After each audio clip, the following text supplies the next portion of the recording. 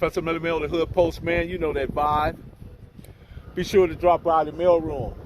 Click the notification bell. Like, subscribe, and share. And drop a comment down below. So, man, y'all see him. So when that dope content hit, it'll feel like the first of the 15. Y'all looking at him, right? You're looking at this guy and you're wondering, introduce yourself. G. Cross. Gregory Cross. G. Straight out Cross. of Compton. Straight out of Compton. Where did you grow up, Cross? Grew up in the front hood.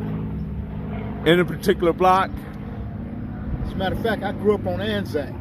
Anzac? Yes, I grew up on Anzac, which was popping the street in the hood where all the girls came to, all the homies came to.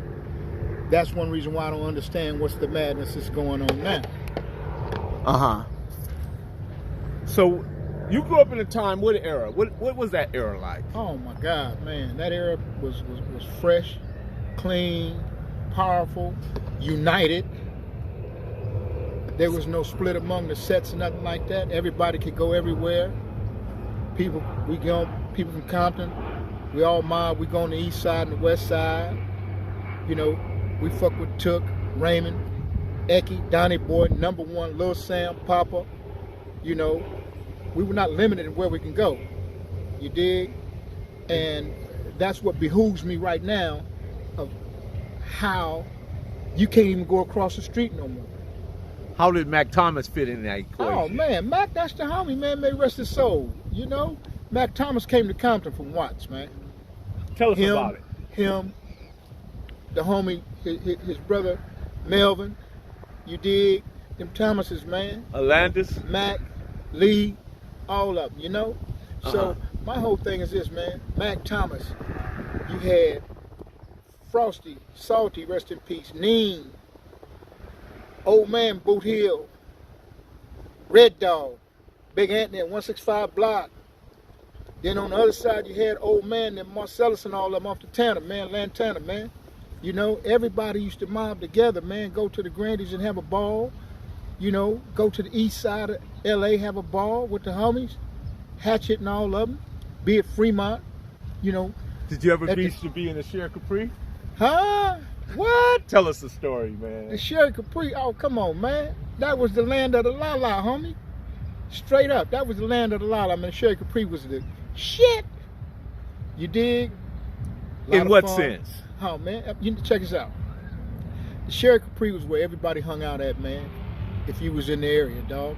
Everybody, anybody, whatever you wanted, whoever you wanted, the homies, the homegirls, everybody, man. That was a chill spot, man. I've heard that, man. I heard that the east side, west side, Compton didn't matter. It was just one big old party, man. Just one big old party, man. You know, right here off of Central was just one of those things where it was just a place to be, man. Nervous Dan used to live over there. Nervous Dan, the businessman. That's one of my big homies. Yeah, Nervous Dan, the businessman. Anybody that knows that talk know who I'm talking about. Nervous Dan, the businessman. Oaks Park's businessman. Hey, no question. See, a lot of people fail to realize before it was Santana, it was Oaks Park. Big Duck. You dig? Donald Norwood, Chester Norwood. Robert Thomas, Gary Miller. There you know, you go. D-Shot, all the homies over there, man. You know, we had a ball, man. We had a ball. You know, and then we may be at Oaks Park one day. Next day we may be in the Grandies, you know, chilling with the homies over there, man. It was just a special, wonderful thing from one side of Compton to the next, from Compton to the east side, from Compton to the west side, from the west side to the east side, back to Compton, you know, but people mobbed. So what did that CC mean back then, Gregory? You know, if you can give a definition, what did it really mean? You know, to me, Compton cohesiveness, because we was all a unit. Didn't matter if you was from the Grandies, if you was from Oaks Park, from Boot Hill, you was from the front, you was from Mona Park, you was from Carver Park. It didn't matter. You was from Pocket Hood, it didn't matter. Man, we all mobbed together, man. That's where the cohesiveness come in at. And I'm lost at today's souls of how we losing the progress that we started. So if you had to compare the mechanisms of the 70s to the 2000 mechanisms, how does that differentiate with one another? Is there a comparison? Even if you can make it a comparison. You can't make a comparison. You can't make a Explain. comparison. Because it's like this. Today,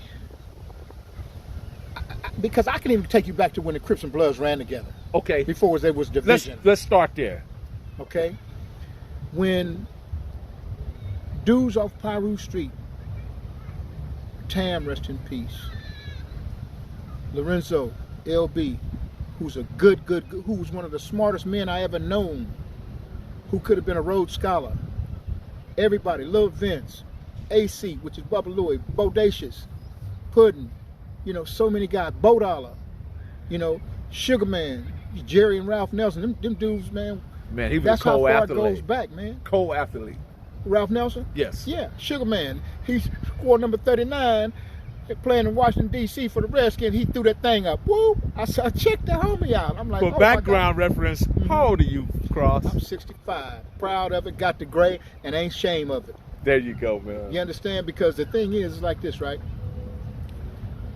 I equate my longevity to nothing in particular but God. Because I done been through some shit. You understand? So When you say shit, can you give us an example so we can understand the shit? let me tell you something. Okay. I've robbed, I've stolen, I've done some things just left between me and God. There you go. And He's prepared me for the day that I meet Him. But in between that time, I'm going to continue to do me. I'm going to always exude common courtesy and respect to anybody. And the only thing that can ever take me back behind them walls, which I never plan on it, is if you cross my children or my grandchildren for no reason, open court. We ain't going to court. Gotcha. You understand what I'm saying? Gotcha. I do not ever want to have to spend another day behind a prison wall for no bullshit. Because it's even divided in there. You understand what I'm saying? It's very divided in there as well. And to come home and see where growing up in the front, now you got guys in the front beefing with dudes on Anzac, which is the street that I grew up on, it behooves me. How did it start? It started when I was in the pen. I wasn't out here when it started. It probably would have never went down like that. And I still don't know who the culprits are that created the situation. You know, because you got dirty motherfuckers everywhere. But yet and still, instead of somebody trying to broker peace, everybody wants to continue to create drama. Three things, Carl. Yes. Their motives, methods were possibly and probably to the 100th power were led by greed, narcotics, and vagina. Oh, without a doubt. Them the three killers of the world. Let me tell you something. Presidents, kings, dukes, and earls pay dearly and royally for that little monkey, that little split between them motherfucking thighs. Motherfuckers have cost their lives for a dime rock. Okay? The motives and methods behind all those things, it's a reality. It's a reality check. I'm a part of that society. But at the same time, the strong get up and move on, and the weak get up and stay and wobble in misery. You understand? I look at the homie Michael Conception and how far he's come. A true legend in my eyes, who was shot, placed in a wheelchair. But did he let that stop him from his progress? No. Just because one has went through and faced some adversity, he doesn't have to give up. It takes some longer than others. And if you are willing to make those sacrifices for the betterment of you and your family and your people, so may it be. He's a prime example of the only limitations anyone ever have are the ones they place on themselves or they allow others to place on them. When I see Mike Conception still doing the work, still getting the outcomes that he's getting, yet people will say that he's hindered to a wheelchair confined, but he's not. That's just a body. His mind is worldly, universal. Exactly. He understands that his mind can take him anywhere in this universe, as long as he don't let man put his constructive attitude or limitation on what he's doing, as far as what he needs to put us in this life. And one of the things I love about Mike is that the people that have been true to him, he's been true to them. The homies are eating very well, you know, and I got the utmost of love, loyalty, and respect for Michael Concepcion. I'd like to talk with him one day. You know, he's a hard man to catch up with, though. He don't sit still now. He does not sit still. But that brother right there, man, tip my hat to you. If you ever see this interview, I salute you. Let you know it's nothing but homie love. And keep on doing what you're doing, man. So let's get back to the front hood, right? Yeah. You ran with AB, John, Pitbull. Ooh, man, Name, he went all the way give me back. a roll Let me call. tell you something, man. Okay, give me a roll Let me tell you call. something. See, that was no one individual that started that front. Okay. We was called the FBI, Front Boys Incorporated, because we was all hustlers. We was all about that paper.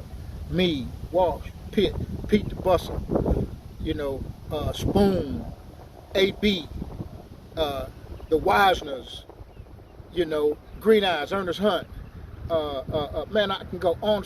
William Ferry Norton, the Hydes, Tony Hyde, Tommy Hyde.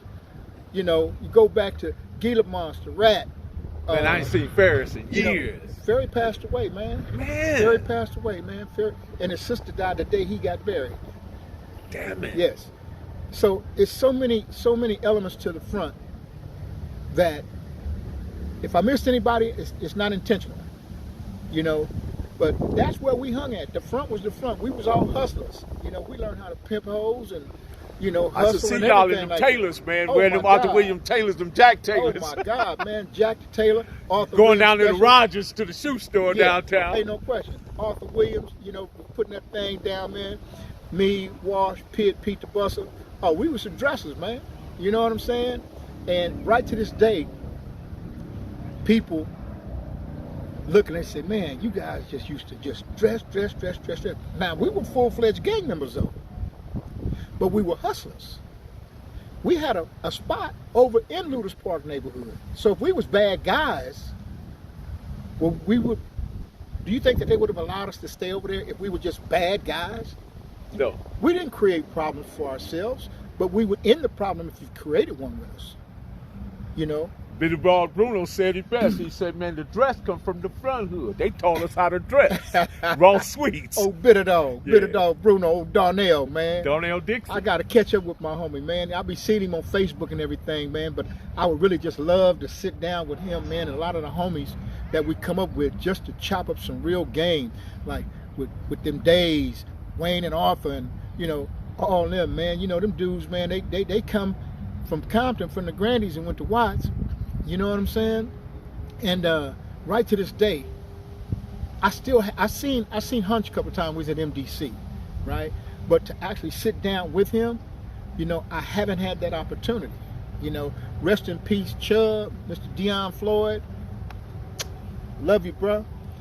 You know, we had a camaraderie with homies from all around, not just Compton, but all around LA.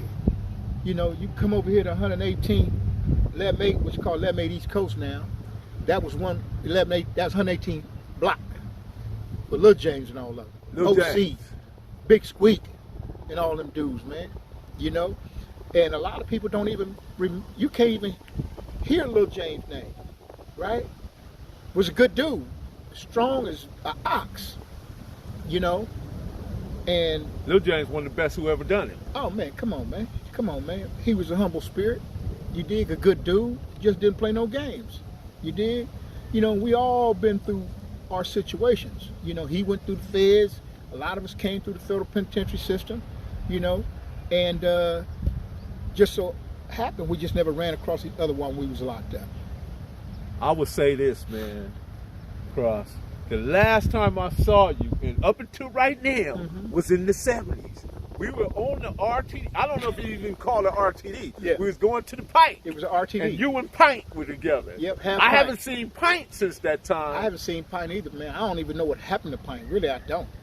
I don't. I and really Pint don't. was from 11-8, right? Ain't no question. Yeah. Him and Lil Tony now. Right. The dancers. Right.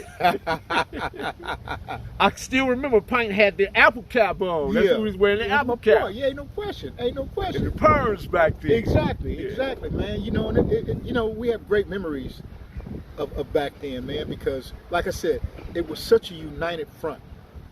I remember when the Crips blew up. unfortunately, off the Robert Ballou murder at the Hollywood Palladium. It was on my birthday. Talk to us about it. And it was just a remarkable situation. Me and the homies, me, Nervous Dan, Tommy Wayne, and Glue Baby, we down there hustling. We pickpocketing and shit. You know, we get right at the corner of Sunset and Argyle. No, Sunset, yeah. No, not Argyle, but whatever. What street is Roscoe's on? Is that Argyle? Could be Argo or Highland. No, Highland is up that way. Uh-huh. But anyway, whatever street that is, bam, the crowd coming out the concert, you know, all the whistling get to going, you know. That was Crip whistle. The homie get to looking like, okay, everybody know that whistle was happening.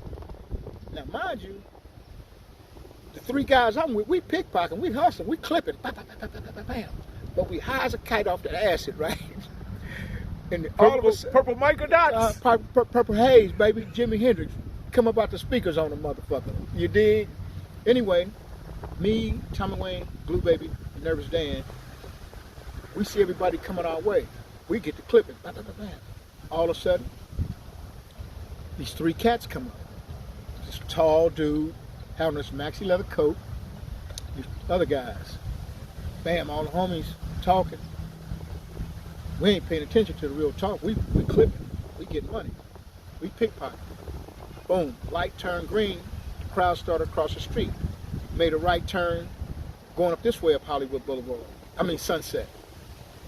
In front of the old Scoops Tire Shop. Sops Tire Shop. All of a sudden the homies surround this dude. And it was just like yesterday. Hey, homie, you gotta come up out that coat. I ain't gonna say the names who did this. You dig? Because you know that demo It's not necessary. that demo ain't got no statute of limitations on it. You dig? It's not necessary. And bam, next thing you know, dude was coming out the coat, little dude Robert Ballou jumps, hey man, y'all ain't gotta be doing this. Bam. It was over. So he went in to you the target. No. He interjected. Because that was his friend. Gotcha. Okay. And after that, his daddy was a very prominent lawyer, Robert Ballou Sr., who he was so connected in the political system, in the court system, that it blew up nationwide, you know. And next thing you know, it's all in the newspapers, Crips this, Crip that, Crip this, Crip that, and next thing you know, I think that was the year they printed the article on Raymond Washington, Public Enemy #1. Crips was public enemy #1, Uh-huh. right? It's just so unfortunate that happened, and we had to blow up that way. But it is what it is, and it was what it was, and you know, life goes on, you know. But at the same time, you know, we've all been involved in some things where we fall short of our desires, and we have some regrets. But life goes on. Did you think we'll ever recover from that moment? You know what? It ain't about recovery, it's about growth. Uh-huh. If you have to continue to worry about recovery, you won't be able to grow. Okay. You know? Like I said, that old saying, the strong get up and move on, and the weak give up and stay and wobble in misery. You know, and I'd rather drink muddy water and sleep on a hollow log before I ever have to satisfy my soul worried about what happened yesterday. There it is there, man. There it is there, man. You Well know what I'm said. saying? Real talk. You know, dude took, you know, I used to write him letters.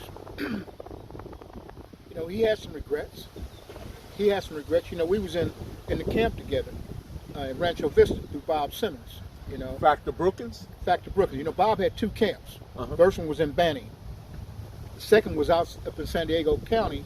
It was called Factor Brookins. Yeah. Me, Nervous Dan. It was Tookie, Monk, Blackie, Buddha, rest in peace, Spank.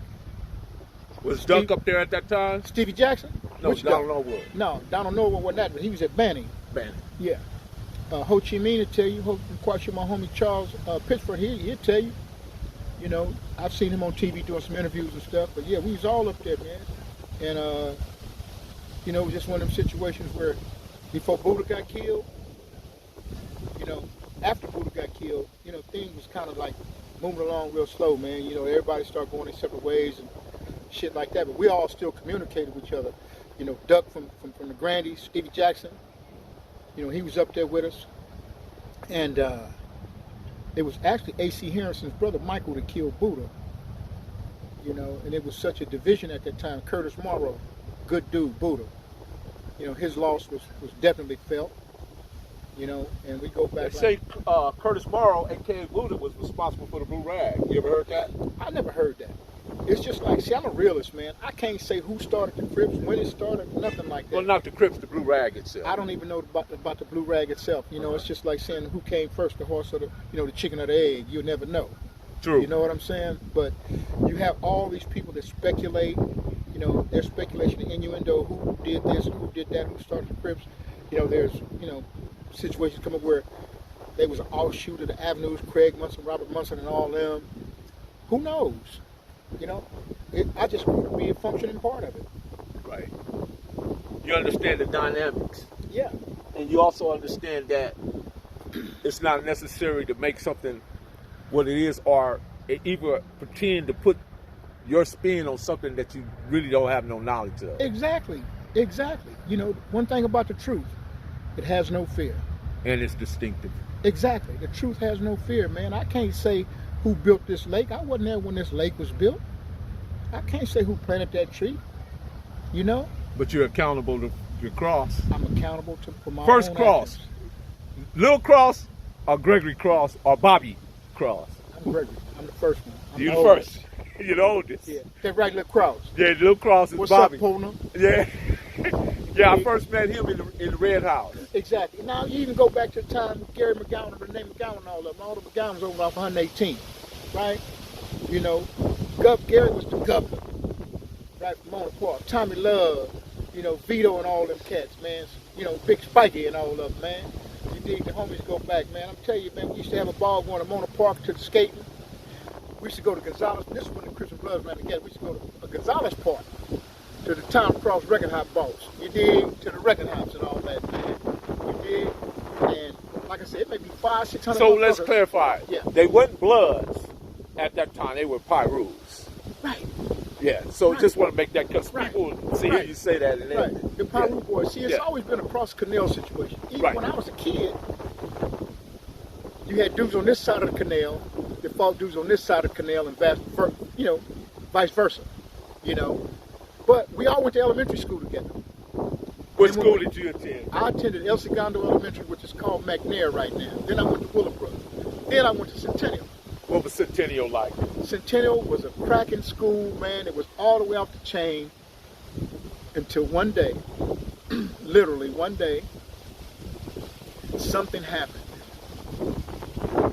And I was across the street at the Golden Bird. And all of a sudden, all the lowriders and all the buses got to pulling up, the RTDs got to pulling up. Dudes was jumping out these motherfuckers. And Raymond was leading the pack. And they go inside the school, and man, I never will forget this dude named Edgar Owens, who was actually not a gang member. He was not a functioning gang member, which is called Westside Pyru now. He was not a functioning gang member. He was an athlete, ladies guy. But I never will forget, he was eating his food in the cafeteria. Crips had all come from the east side, from all around really, and come and took over the school. And dude put his fork up to his mouth to eat, and Raymond knocked him out. And the whole school blew up. You know? After that, it was always a situation. I mean, fights all in the senior square, all out by the gym. You know, it was a real crazy time. So, one quick question. Man. Yes. What severed that tie? Because I always look at things as being Compton ready. All things are Compton. All things are made by Compton. Compton is Compton, right? Right. So, what severed that between the Crip and Pyru Boys? You know, I can't really say, but I know that was a big part of it. Okay. I know that was a big part of it because we used to go party on Pyru Street. Literally, we used to there was parties on Pyru Street that we all used to go to. You can quote Roy Tucker from Carver Park on that. Roy Tucker, Bay Ronnie, Rico, you know, Felton Lee, rest in peace. Willie Hurd, you know. Felton, man. Ain't Felton Undertaker. Lee, man. The Undertaker, man, that was my man. What about Trouble Man? Who? Trouble Man. I don't know know Trouble, man. I know Gangsta Tim. I don't know Trouble, Okay. man. I'm gonna be honest with you. Okay. You know, my everydays was Roy Tucker, Zane, Felton Lee, Gangsta Tim, Bay Ronnie, Rico. You know, the hard hitters over there, man. You dig? That's Bay Ronnie. It's Baby Ray, I believe they call it. No, Bay Ronnie, Bay Ronnie, Bay Ronnie. Okay. Bay Ronnie, Ronnie Jackson. Okay. You feel me? Gangsta Tim, Tim Nelson. Okay. You feel me? You know, these are people that I know they get out. So, quick question again. Mm-hmm. Did Pyru ever have a Crip behind him? Pyru? No. Boy. Never had that? Never. Okay. Never. Thanks for clearing that up. Never have. They were just Pyru boy. Pyru boys. Exactly. So, because Baba Louie has made the statement that he was the only Pyru Crip. I never heard of that. Yeah, that's what he said. I don't know. Let me tell you something. That's new to me. No disrespect to UAC, Baba Louie. You know, you the homie. Matter of fact, I went to jail, and him and Bodacious came to my mama's house and got my mama to come get me out of jail. Okay? So we was always cool, but the Pyru Crip thing, I never heard that. Okay, good enough. Good enough. So, let's talk about what we can do today. Because somewhere along the line, we've been disconnected from our youth. And our youth seems to be very misguided. They're not even, to the degree, they don't even recognize blue and red anymore. I don't know if you noticed that. Man. They don't recognize that. Man. They're doing some things it's called clicking. This clickbait, internet, and going live. Right. Well, which is very reactionary. Exactly. Well, at the same time, you have arbitrary decisions that are being made on a whim now, okay? Where when we were coming up, there was a cohesive atmosphere. Your mother couldn't be disrespected. Your aunt couldn't be disrespected. Now these youngsters don't give a damn about nobody. You know, it's AK, AR-15, 45, 357, 223 or something like that. They're going to chop you down and not give a damn about nothing. But at the same time, our reality and their reality are two different things. Two different worlds. Two different worlds. Now, what I'm going to do, I'm working with some people from the Bay Area. I'll be up there this month to try to coordinate an effort to get one hell of a grant. We want to do a play called You Better Listen. And since we cannot speak to these kids by ourselves one-on-one, what do they pay attention to? They pay attention to hip-hop. I tell people all the time, hip-hop is the driving force of Right. gangs. It's the driving force of the church. Exactly. It's the driving force of everyday activity Right. within the black culture. Exactly. So what I'm doing, we developed this play called You Better Listen. What we want to do is be able to contract with different known hip-hop artists in every community across the sector of the United States. And we want to take these kids who are warring against each other and put them in the play with these artists, because that's the only way they can communicate. Now, those that can be in the play, they can be in the play. Those that can't, probably can be on the soundtrack with known artists. Those that can't be on the soundtrack, we may be able to get them apprenticeship programs for stage light and sound to teach them that, right? But our whole intention is to see if we can at least reach one to help change a life. Because Reach one, we didn't man. have that. When I was young, if you'd have told me I could be in a play with the Temptations, my favorite group, man, I'd have put the pistol down to do that. So my philosophy is, now that this new medium is here, this particular media, hip-hop, is a medium that exposes these youngsters to what they're looking for, what they grab hold of. You know? That's awesome, man. So, with that being said, to summarize, to close out, man, give us something going out, man. I tell you what, one thing I want to lace you guys on, we live in the best country in the world. But I'm going to let you know something. You got to watch out for those rats and those snitches that's coming through your neighborhoods, setting you up with the DEA, the FBI, and the ATF. Because here's what's happening, man. Dude done got busted. You don't know that. He come back to you and recruit you. Hey man, I know this dude got 50 keys, right? He got access to 50 keys. Man, y'all want to be down? Hey, come on. Who is not going to want to come up on 50 keys in this day and age? What youngster's not going to want to do that? Sounds very tempting. Okay, it's very tempting. So what they do now, the big homie you think is the big homie is actually an informant. Okay, now he's out the way. He didn't introduce you to this dude who's actually a federal agent.